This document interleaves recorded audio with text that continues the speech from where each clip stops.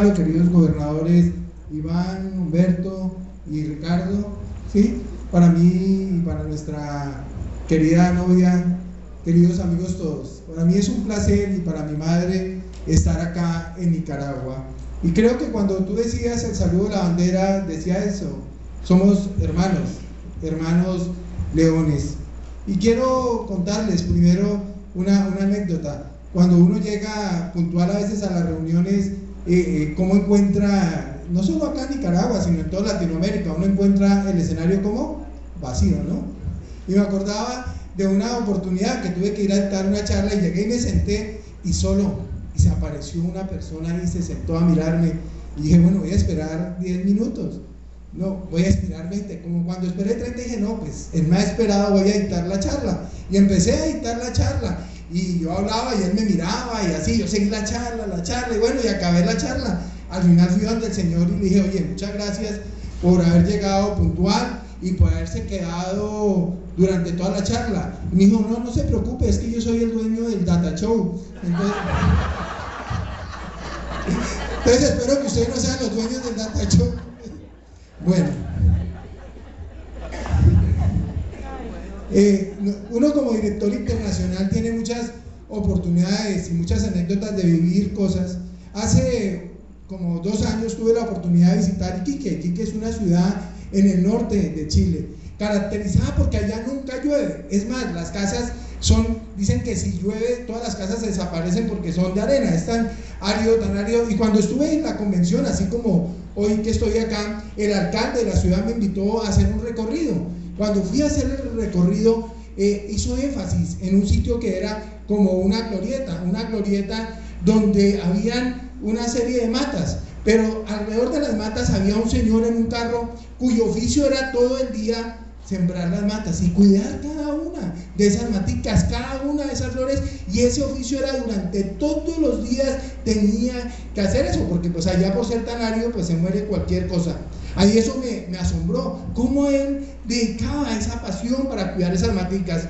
Los compañeros del club anfitrión le invitaban al otro día a que conociera el desierto, allá queda muy cerca del desierto, y nos fuimos 2 horas adentro en el desierto, y cuando estábamos dentro del desierto, los compañeros nos dijeron, mire director, a mi señora y a mí, miren, ya habían que como unas 15, 30 matas de limón ahí. Y entonces claro, uno dice 30 matas de limón, pero 30 matas de limón en el desierto es algo absolutamente espectacular, ¿cierto? Y más adelante vimos como unas 60 matas de limón. Director, mire esas 60 matas. Y unos 60 matas, no, pero estamos en el desierto, 60 matas de naranja en el desierto es espectacular. Y más adelante llegamos a un sitio donde salían unas personas bañadas, y cuando fuimos a ver allá el pozo, era un pozo mucho más pequeño que este espacio de acá, pero es que un pozo en la mitad del desierto es algo espectacular.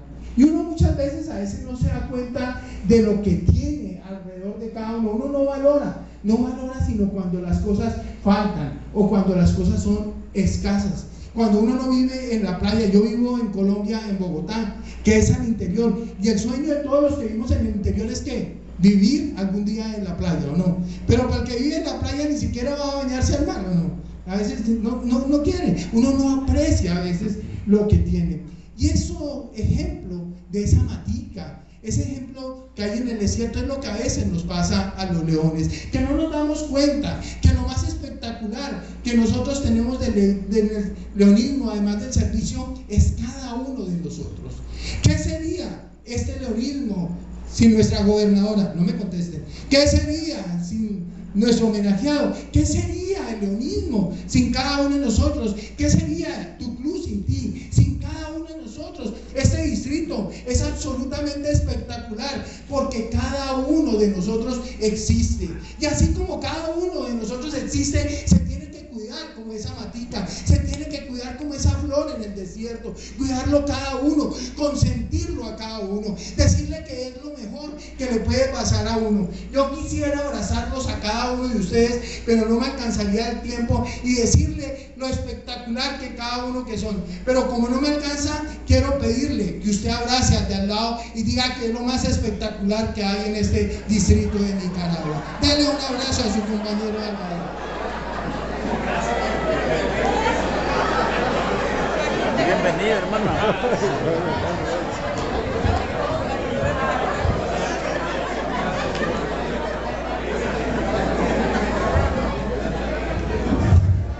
Bueno, yo creo que es una delicia uno sentir eso de los demás, ¿no? Decía acá Gilberto que hacía, Marta, que hacía tiempo no le decían eso, que era espectacular, o no, a Gilberto, perdón. Y así nos pasa a nosotros. Muchos de ustedes se preguntarán, ¿qué hace uno año tras año en una convención como estas?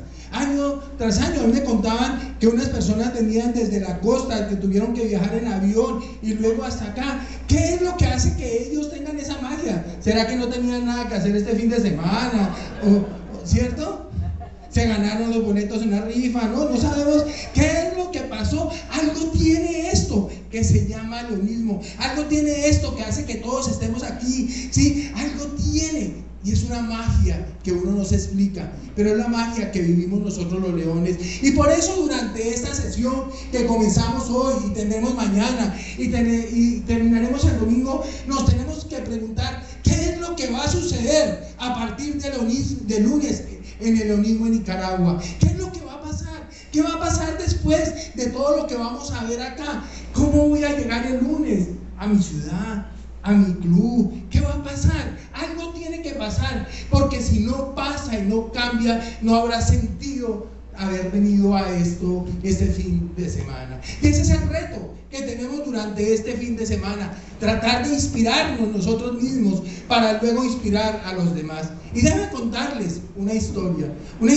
de inspiración. Muchos de nosotros hemos conocido a ese famoso personaje que se llama Nelson Mandela, un personaje que tuvo que vivir en un país que todo el mundo en su momento decía que era el peor lugar de la tierra. Se llamaba Sudáfrica, y en ese sitio había una ciudad llamada Soweto, lugar donde han nacido 2 premios Nobel. Y ese personaje nació en medio de esa opresión, de esa violencia, de esa humillación que tuvo que vivir su raza, y producto de eso un día se emancipó y peleó por eso y fue a la cárcel, y durante muchos años estuvo en la cárcel, y por allá por alrededor de los 90 salió de la cárcel, y en el 94, oh sorpresa, fue elegido presidente de su país. Y él apenas es elegido presidente de su país, lo primero que piensa es: ¿qué tengo que hacer para que ahora mis compañeros negros no le hagan lo mismo a los blancos, y que luego los blancos se vayan a volver en violencia hacia ellos? Y él no sabe qué hacer, cómo unir a un país, cómo poder cambiar a un país. Y sucede algo que no tenía nada que ver con eso.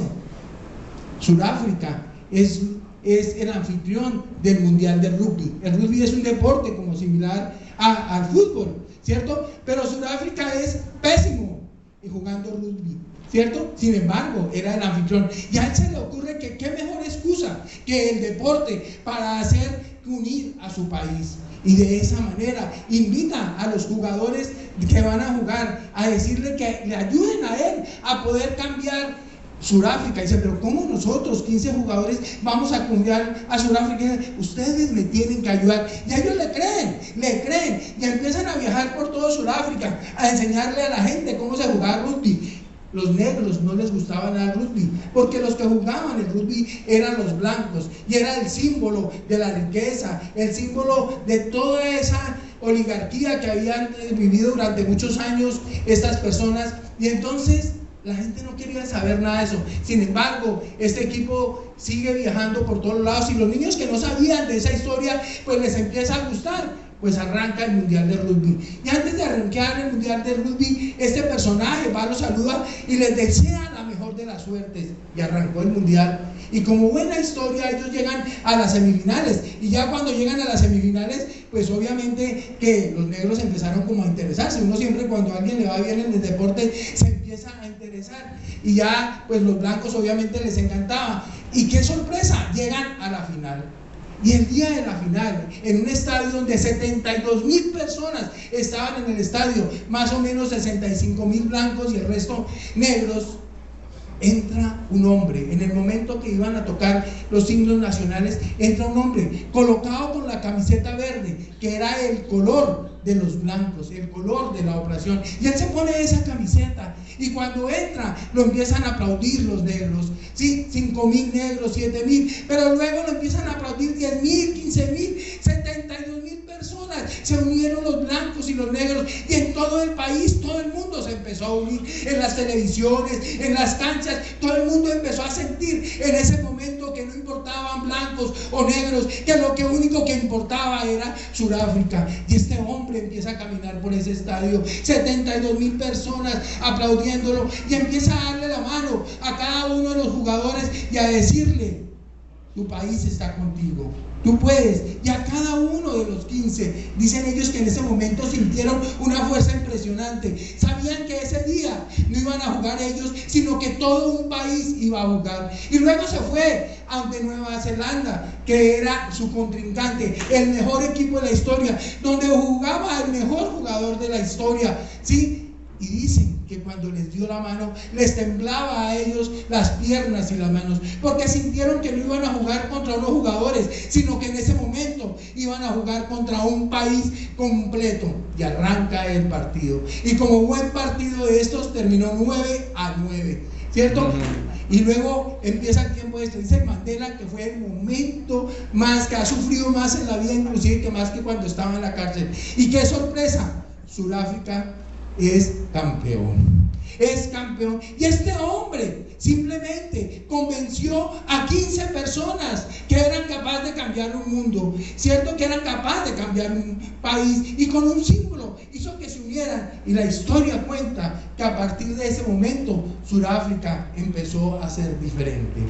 Yo les pregunto a ustedes, si eso fueron 15 personas, si eso fue un hombre, ¿qué será 1.400.000 personas o 700 personas que pertenecemos al leonismo de Nicaragua? Y eso es lo que nosotros venimos este fin de semana, a inspirarnos y a salir a cada una de las ciudades, a inspirar a otros, a inspirarse usted mismo, a cambiar su club, a cambiar su ciudad, pero sobre todo para hacer que Nicaragua y todo nuestro mundo sea un mundo mejor. Muchas gracias.